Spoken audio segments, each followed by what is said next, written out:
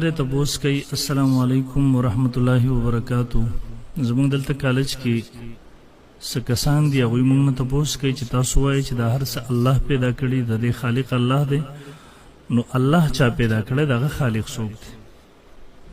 نو ملګري دا سوال بنیادي طور غلط دی او د جهالت سره تعلق ساتي.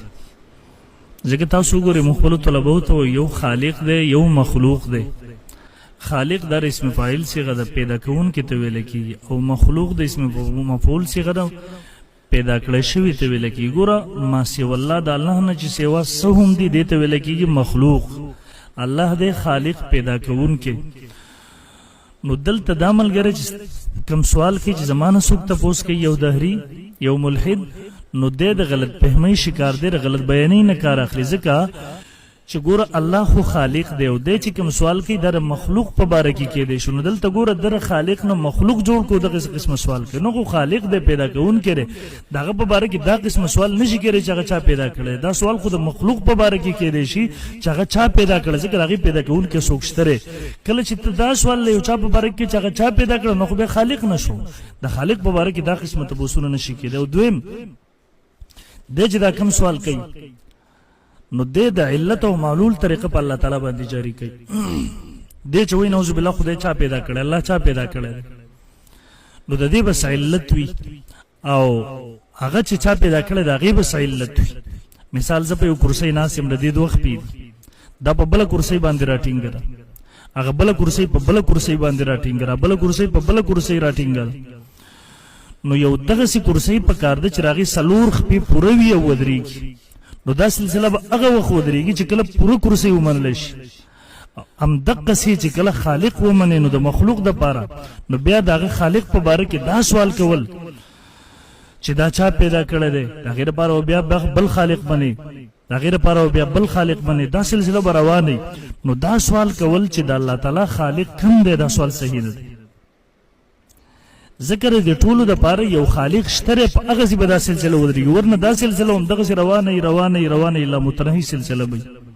دریم نمبر جواب دا دی چې دا زموږ انساني عقل دی، دې کې دننه چې کوم عقل دی شعور دی، مونږ دې په باره کې دنیا کې چې څه ګورو د هغې په باره کې مونږ سوچ او فکر په دې حوالې سره کولی شو. ځکه دا دنیاوي امور دا د عقل په پیمانه کې راځي، مابعد طبیعت د آخرت په حوالې سره کوم امور دي هغه په دې پیمانه کې نه راځي. د هغې دپاره تله جدا ده چې هغه تلې ته هغه میزان ته وحي ویلی کېږي.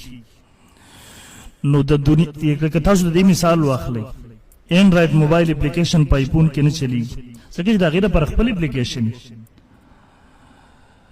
نو زموږ عقل صرف په دنیا کې چې څه دي په دې کې چلیدی شي، مابعد طبیعت څیزونو کې نه چلیږي. د نورو جهانونو پېژندلو لپاره میزان او تله جدا ده او هغه وحي ده. نو دلته بنیادي غلطي دی دا کوي چې د بلې دنیا څیزونه د دې دنیا په عقل سره پېژندو کوشش کوي، او دا محال دي. د هغه دنیا امور د دې دنیا په عقل سره نشي پېژندلی کېدی، د هغې دپاره پیمانه جدا ده، د هغې دپاره تله جدا ده. په دې دنیا په تلې سره په دغه عقل سره کله هغه نشي پېژندلی. او حدیث کې راځي د هغې په حوالې سره د هغه جهان امور هغه نه ستاسو په عقل کې راتلی شي، نه تاسو که په هغې ډېر سوچونه وکړئ هغه نشي راتللی په دې دنیا والا سوچ کې. نو دریم نمبر غلطي دی ملګری دا یو استاذ و، د هغه نه یو شاګرد بار بار تپوس کوو الله تعالی ذات په باره کې. نو مونږ ته حکم دی د الله ذات په باره کې سوچ مه کوئ، د هغه صفاتو په باره کې سوچ وکړئ، د اسمانونو ته، ځمکو ته، غرونو ته، دریابونو دغه مخلوقاتو ته وګورئ، دې کې سوچ وکړئ، بیا به تاسو ته د الله د لویۍ اندازه ولګېږي. او دا شاګرد استاد ډېر پوهېده خو پوهېدو دی نه پوهېدو. یو ځل یې بوتلو سمندر غاړې ته، په دا ګوته باندې دغسې وړوکې سوری وویستلو، ورته یې بچې دا ټولې اوبه دې کې راځي، ورته یې نه راځي، ورته یې بچې دا دې کې راځي، ورته یې استاد چې دا خو دې کې نه راځي. چې کله ختم شو نو د استاد ورته ویل بچیا څنګه چې دا ټولې اوبه په دا وړوکې سوري کې نه راځي، دغسې د انساني عقل ډېر محدود دی، وړوکی دی، د دې دنیا سره تعلق ساتي. دغسې د الله ذات ډېر لوی دی، هغه د دې دنیا والا عقل او ذهن کې هغه نشي راتلی. او دې باب کې قرآن مجید کې الله فرمایي والاول والآخر والظاهر والباطن وبكل شيء عليم. هغه اول دی، هغه اخیر دی، هغه مخکې څه نشته دی، هغه نه وروسته څه نشته دی، هغه اولم دی او اخرم دی. او حدیث کې راځي انت الاول ليس قبلك شيء وانت الاخر ليس بعدك شيء.